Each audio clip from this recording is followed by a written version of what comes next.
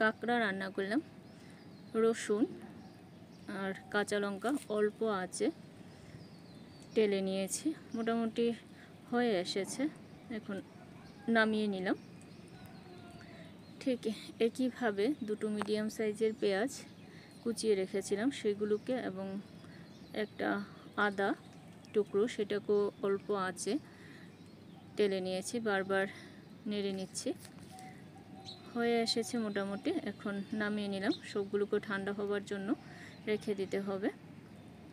কড়াইটা আবারও একটু ধুয়ে নিলাম, ধুয়ে 2 চামচ তেল দিয়ে দিলাম। আবারও দুটো মিডিয়াম সাইজের পেঁয়াজ লালচে করে ভেজে নিয়েছি, একদম লালচে করে ভেজে নিলাম। হয়ে গেছে, এখন এটাকেও নামিয়ে নেব এবং ঠান্ডা হবার জন্য রেখে দেব। এভাবে রান্না করে দেখবেন, সত্যি খুব ভালো লাগে খেতে, একদম অন্যরকম হয়।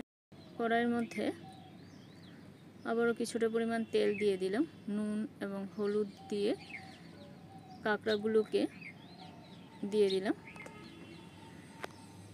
কাঁকড়াগুলোকে অল্প আঁচে একদম লালচে করে ভেজে নেব। কাঁকড়া ভাজা হতে হতে আমি মশলাটা ঠান্ডা হয়ে গেছে, মশলাগুলোর সাথে জিরে গুঁড়ো, ধনে গুঁড়ো, পরিমাণ মতো নুন, চিনি, 4টে শুকনো লঙ্কা বিচি ফেলে জলে ভিজিয়ে রেখেছিলাম সেটা দিয়ে দিলাম। জল ঝরানো টক দই দিয়ে দিলাম। 2 চামচ কাঁচা সর্ষের তেল দিতে ভুলে গিয়েছিলাম, আবারও দিয়ে দিলাম। দিয়ে সব কিছুকে আবারও ভালোভাবে মিশিয়ে আবারও একটু পেস্ট করে নেব। এদিকে কাঁকড়াগুলো লালচে করে ভাজা হয়ে গেছে, আবারও একটু নেড়ে চেড়ে এখন নামিয়ে নেব। নামিয়ে নিলাম। সেই তেলের মধ্যেই বড় এলাচ, ছোট এলাচ, দারচিনি, স্টার এনিস দিয়ে একটু নেড়ে চেড়ে নিলাম। সুন্দর গন্ধ বের হবার পর রেডি করে রাখা মশলা সেটা দিয়ে দিলাম। মশলাটাকে হালকা ভেজে নিলাম।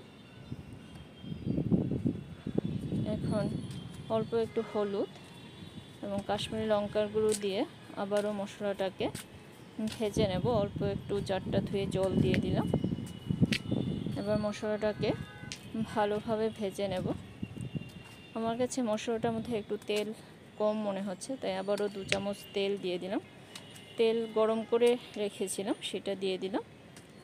এবার মশলাটা ভালো করে কষানো হয়ে গেছে, এখন ভেজে রাখা কাঁকড়াগুলো দিয়ে দিলাম। দিয়ে আবারও সব কিছুকে খুব ভালোভাবে কষিয়ে নিলাম। এবার ভালো করে কষানো হয়ে গেছে, এখন পরিমাণ মতো গরম জল দিয়ে দিলাম। খুব বেশি দেব না, কারণ এটা খুব বেশি ঝোল রাখবো না। একটু নেড়ে চেড়ে নিলাম। ফুটে ওঠার পর গরম মশলা দিয়ে দিলাম। আমি গরম মশলা থেতো করে রেখেছিলাম, দারচিনি, এলাচ, সেটা দিয়ে দিলাম। আবারও একটু নেড়ে চেড়ে এখন নামিয়ে নেব।